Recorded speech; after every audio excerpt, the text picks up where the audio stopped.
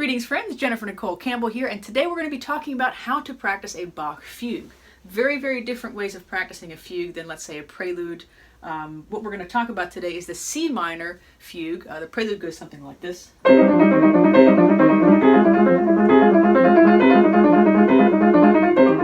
Good finger food, by the way. But we're going to talk about the fugue today. All the fugues are extremely different, but there are some similarities in how you can practice them, and I hope you'll find these tips insightful.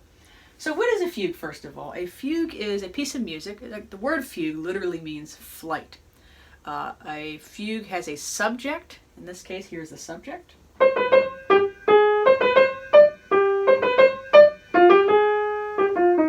Okay, pretty short. It's about 2 measures. Often the subject will then be accompanied by a counter subject. Okay, in this case, the counter subject is.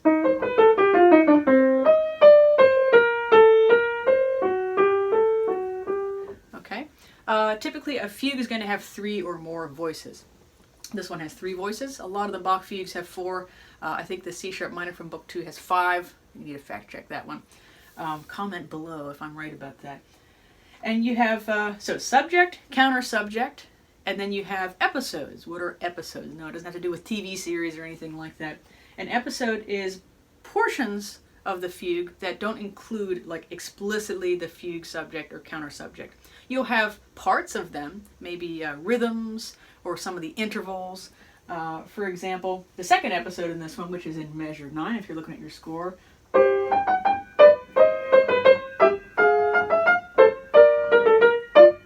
Now notice that Bach uses the beginning, or the head, we would say, of the subject. Right, so yata-dum, bum, bum. He's using the rhythm as well as the interval, right, the half step, okay?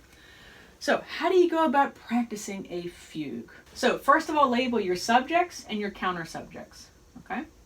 And I think it can also be helpful to say which voice is it, soprano, alto, tenor. In this case, we don't really have tenor, we have bass. And then label your episodes. This is going to help organize your practicing. Another thing I would suggest is label your key changes, okay? We start in C minor, obviously, but for example, what's episode 3? E flat major. Okay? So after you've done maybe a little score study, figured out where your subjects, your counter subjects are, where are the episodes, then get your fingers on the keys, okay? You might start with the end. I think that's a good thing to do. Let's see what's happening at the end.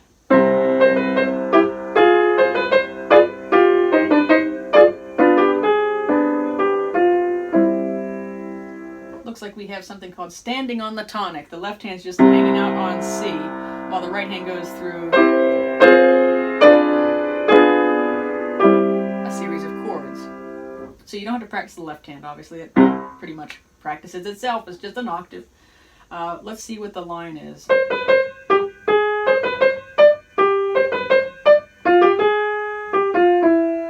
Okay, so it's very much like the subject, except for the last note. Bach introduces the Picardy third. Right? So instead of ending on minor, he ends in major. A little bit of transformative motion there, okay? And then what's the middle voice doing?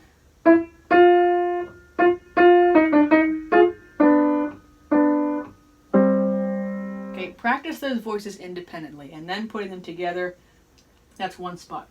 So one of the tricky things about playing a fugue or practicing a fugue is that you have multiple voices moving at the same time. It's not like Bergmüller's arabesque where you got your chords and then you have your melody. A little easier to keep track of things. Chords in the left hand, melody in the right hand. Here we have, in a way, multiple melodies, you could say, or multiple melodic lines, which of course is called polyphony, multiple moving lines. Polyphony, many, right? So as you're delving into working on the piece, it's good to know your subject really, really intimately. Okay, let's see what's going on with the melodic motion, with the rhythm, and with the harmonic implications. That can be a little bit theoretical, but we're going to mainly focus on the first 2. What's going on with the rhythm, okay?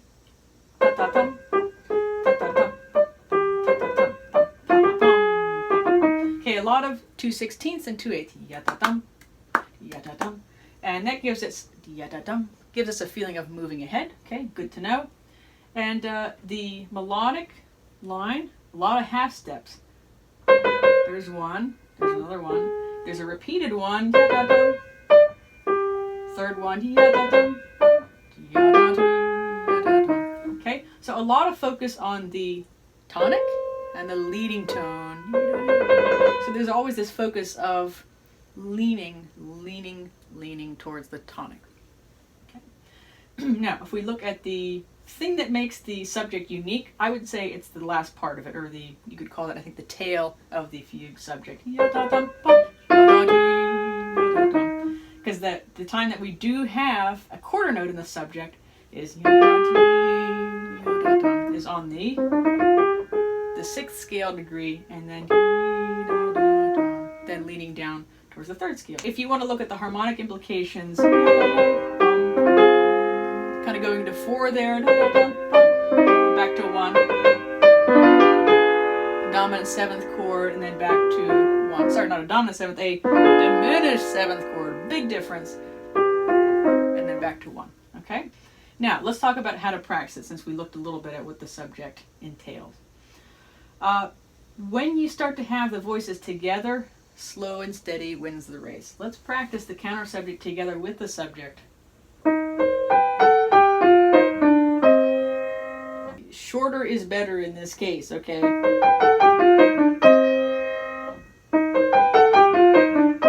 And notice patterns, right? The scale, and then that's outlining a chord, okay? So these are going to help. They're like little ear anchors, I like to call them. Now looking at the second half of measure 3, let's see what's going on with our motion. Okay, so I'm noticing there's contrary motion. That's helpful, right? That's the outline, so that's worth knowing. And then they go together in parallel motion. That's worth knowing. For half a measure, contrary motion. For the next half, parallel motion. So half measure segments, good way to practice this. Let's look at the episodes. Okay, I'm actually going to start with a different part of the piece. I'm going to look at measure 13 because I'm noticing patterns. I love patterns. All right, so your left hand, I see lots of thirds.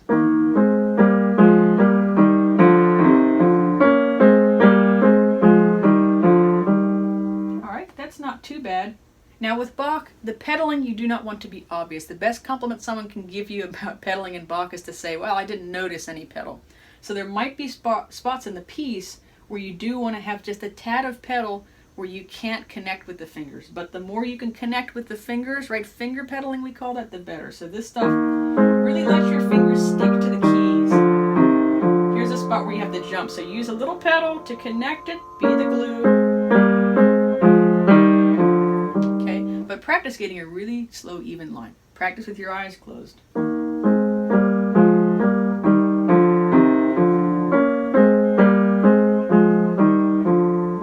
you can really sharpen those ears, hear just how evenly and smoothly can I get those notes. Now your right hand in the third episode in measure 13, doing a lot of scales. Okay, memorize that. Just get to know it. Goes down a third. Okay, know where the path deviates and where it stays. Okay, and we put them together. 1 measure at a time, 3 to 5 times. Okay, next part. Same thing, 3 to 5 times. Put them together, probably 3 times. Another thing to do is practice with 2 voices alone, not all 3 at the same time. So now let's look at measure 7, and I'm just going to practice the top 2 voices.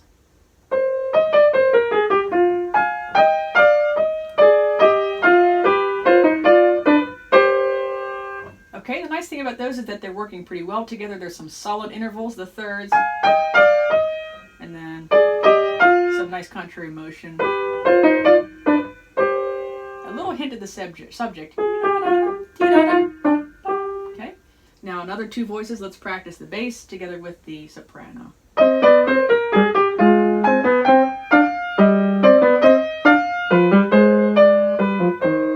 Now the alto and the bass.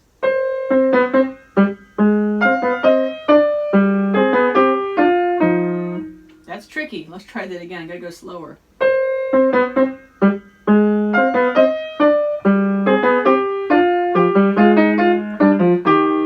So practicing different combinations of the voices. Another thing, now you may not like to sing, and your students might not like to sing, but this is a great way of practicing. So I'm going to sing the subject in measure 3 through 4, okay, and play the counter subject.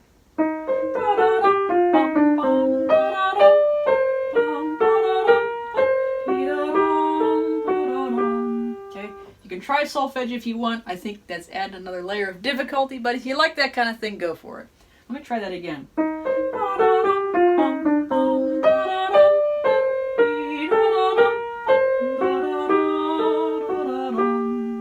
Now let me try to sing the counter subject along with the subject.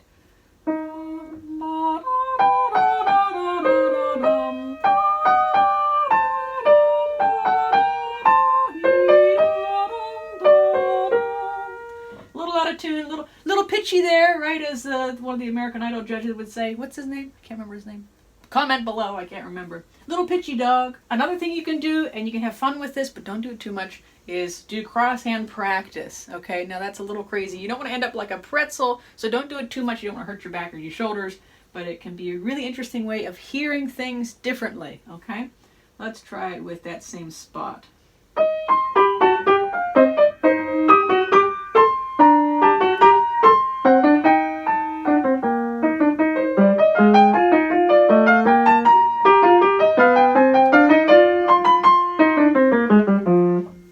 And it helps you hear things a different way. You can do the same kind of thing, doesn't have to be quite so difficult, by simply playing it in a different octave. So let's try measure 13, which can sound very angelic up here.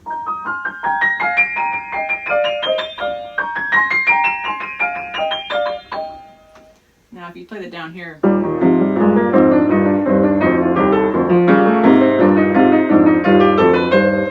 doesn't quite sound as good as it could. So higher up octaves might sound better. So to summarize, we got 5 really essential ways to practice fugue. So the first thing is you want to practice individual, like half measures. So less is more in this case. And repeat those until you get comfortable with them. I'd suggest memorizing them if you can.